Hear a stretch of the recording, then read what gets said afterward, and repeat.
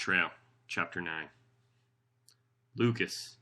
I got into hiking and I'm on the trail in my muddy Asolo boots because of Lucas in the list. Tony, Earth to Tony. I shake myself out of my memories. It's been a few minutes since Denver asked me why I was on the trail. The silence must have felt strange. It was a straightforward question after all. I got into hiking because I'm trying to grow up. It's the best half-truth I can give. Grow up? Ahead of me, Sean shakes his head. What does that even mean? I've always needed people. I've always been a follower. Out here on the trail, I want to learn how to grow up, depend on myself, learn how to be alone. The last answer slips past me before I can catch it. A bird flutters out of the brush, a quail, I think. Its light brown body lifts off and it disappears into the trees. Sean does not respond, and we spend the next hour in silence, lost in our own thoughts. We pass through muddy trails slick with new rain, up a steep mile to the top of South Kinsman, down a rocky scramble, up again to the peak of North Kinsman, and make it to Kinsman Pond Shelter an hour after all of our stomachs have started to growl. No one else is there, and we take over the shelter, flopping our backpacks into the corner. I think about hiking the extra couple of miles to Lonesome Lake so I can get more food, but I quickly decide against it. After my hypothermia scare today, I don't trust myself to not mess up. Plus, it's getting dark, and I don't want to leave the protection of my rescuers. Sean and Denver break out their cooking equipment and make their dinner.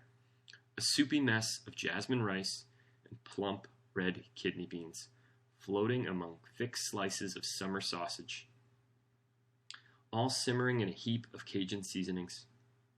As the stew cooks, the smell is unbearably good. But when Denver offers to share with me, I say no. Instead, I eat my second to last Snickers, forcing myself to chew slowly. I count to 20 for every bite, making each mouthful last as long as possible. I want to prove to Sean that I'm taking responsibility for feeding the dog. I'm not just going to depend on luck and the generosity of others to make it on the trail. It's not enough. The hunger in my belly takes over, and I snatch my final Snickers, rip open the wrapper. It's halfway gone before I force myself to stop. I clamp my mouth shut and tuck the last half in the top pocket of my backpack. I'm not out of food. I'm not desperate. Yet. The power of yet. There is no flat place to pitch a tent, and the ground is soggy from the day's rain. So after dinner, we all decide to stay in the shelter. We roll out of the sleeping pads on the dry wooden floor and fluff up our sleeping bags on top of them. Night comes, and each of us shuffles into our patch of warmth for the night. It's when we're all inside our bags, breathing the cool summer night air, and I'm wondering if either Sean or Denver snore, when Sean puts his hands behind his head and studies the roof beams above our heads. Hey, Tony, he says. I've been thinking about what you said. You want to learn how to be alone. He scratches his neck. Just give up on everybody? I'm confused. What do you mean? Sean unclasps one of his hands and runs his thumb across his cheek. The moonlight glows against the dark line on his scar. When you can say, I can't read that word. I'll just zoom in so you can see it. When you can say, you to everyone, then you can feel them not caring and not care about them when you've made it. You're alone. You must trust no one but yourself. You look out for no one but yourself, and you survive. But what about your family?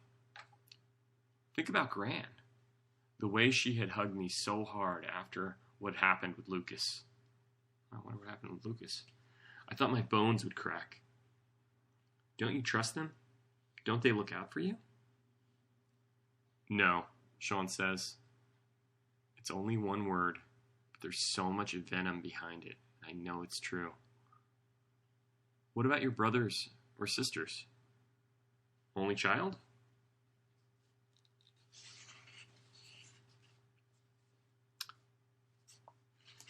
I skip a page. Me too, I say. So what? That doesn't make us friends. Sean shifts so his dark eyes reflect back at mine. And anyway, having siblings doesn't mean you're less alone. Take Denver. His brother Harry is a real piece of work. Sean, let's not talk about it. For the first time, I hear anger in Denver's voice. Something else. Sadness? Fear? Fine. I'm going to sleep, Sean says. He turns his back to me. But, shut up, Tony, he growls. Ooh. It's quiet. I stare at the moonlit cobwebs as Sean's breathing grows deep and even. I guess I can see what he means about not trusting anyone. But I don't want that kind of alone. I want to be able to trust myself and rely on myself. But I want to be able to trust others, too. Being alone is not the same as being lonely. That's a profound statement. I'm going to read that again. Being alone is not the same as being lonely. Just as I'm about to drift off, Denver's sleeping bag rustles. Hey, Tony, you still awake? Yeah. I know Sean can come off as a little harsh, but he's a good guy. I think about how different Sean and Denver are. Two different characters juxtaposed from one another. I wonder why they're together. Sean's coldness, Denver's friendliness are like night and day. How'd you become friends? I asked. Denver's silent, and I think he's going to answer. Then, when I'm just about to close my eyes, he clears his throat. When I was 12, my dad caught this scrawny, scraggly kid stealing the garden gnomes off our front porch. But instead of calling the cops, my dad took him into the house and told my mom to make extra dinner for him. That night, I came home to see Sean in the kitchen, scarfing down a huge plate of food. The first thought I had of him was, man, that kid is skinny. You could see his ribs through his shirt. Later, Sean told me that until that night, he hadn't had a real meal in weeks. Anyway, after dinner, my dad told Sean he could stop by any time for a meal. He soon became a regular at our house. I wasn't sure what to think about Sean at first. He was really quiet, wouldn't touch anything. I think he was scared that he would somehow mess up, that he would prove that a kid from the bad side of town could only be bad. When he started inviting Sean over, my dad sat me and my brother Harry down. He told us that even though Sean had stolen from us, we had to trust him.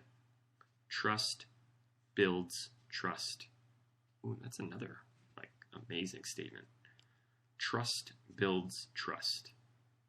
I listened to my father for the most part, but I still wasn't sure about wanting Sean as a friend. Then one day, I saw him riding down the street on the way to my house. He was on his old beat-up skateboard. The paint had been worn to nothing, and the wheels were rubbed down to almost their axles. Clearly not a skateboarder. Those would be trucks. But Sean was double flipping and high jumping, so kick flipping and ollieing, on the board as if it were a stroll in the park. I asked him to teach me. We ended up meeting at the local skate park almost every day after school. As we spent more time together, I never worried about trusting him again. But Harry was a different story. He never liked Sean. When my parents were away and Sean was over, Harry would always tease him about his Walmart jeans and his ragged homemade haircuts. I do my own haircuts. He consistently accused Sean of wanting to steal our Xbox or PlayStation, whatever new toy we got for Christmas or our birthdays. And he wouldn't let up on Sean's shirts. Sean was always wearing long-sleeve shirts, even in the summer. They were the really cheap kind, the ones you get in 3-packs at the dollar store. Harry would ask Sean why he didn't have t-shirts like a normal person, but Sean wouldn't answer. I couldn't figure it out until this one really hot day in August. It was about a year after I met Sean. Harry and I were horsing around in the pool in our backyard. Sean was with us but refused to go swimming. Said he was afraid of water. Harry and I got in a wrestling match. Has always been stronger than me and liked to prove it, especially if there was an audience. He would hold me under and then lift my head up, only enough to get a half a breath in before jerking me back into the water. Each time he dunked me, he held me under for longer, then finally got to the point where he wouldn't let me up. Oh no. Later, Sean told me that he had seen my eyes bulge and my mouth open and take in water, and he had screamed to Harry to let go. Instead of pulling me up, Harry had taunted him. Had told him that he was a wuss for not trying to save me. I couldn't hear. I was too busy drowning. Sean jumped in. He still had his sneakers on. He really didn't know how to swim, but he could kick and bite, and that's what he did. Harry had a scar from where Sean left teeth marks in his arm. Harry let go of him. I got to the surface and pulled myself from the water, choking out half the pool. Harry and Sean were thrashing around the shallow end. Harry was screaming at Sean that he was fighting dirty, and Sean was screaming back that Harry was a bully and a coward. Harry dragged himself out of the pool. He called us horrible names and went inside to take care of his bleeding arm. After a while, Sean and I went inside too. I took Sean to my room and gave him some dry clothes. I went into the bathroom to change, and it occurred to me that Sean didn't have a towel to dry off. I got one from the bathroom shelf and opened my bedroom door. Sean was in the middle of dressing. His shirt was off, and he was facing away from me. His back and arms were covered in bruises and welts. Oh no. And not only the kind you get from falling off a skateboard. Sean had heard the door open. He knew I was behind him. "Don't tell," he said. "I won't," I said. "But you have to." I handed him the towel, and Sean covered himself. He began to shake. We sat on the floor, and he told me about his father. About the alcohol, the drugs, and the violence. Wow, the story's getting very serious. That happened in his home. About the threats of what would happen if he told anyone. I didn't know what to do, but I knew someone who would. That night, after supper, I got my dad and Sean in the living room. I got Sean to talk. My dad called Child Protective Services that night. And a week later, Sean was living with us. And a few months later, I was teaching him how to swim. A loon calls out in the night. It's a lonely, mournful sound. After a while, Denver begins to snore. I tuck my head down and close my eyes. I still don't like Sean much, but I don't mind his meanness anymore. Wow, that's some really good backstory.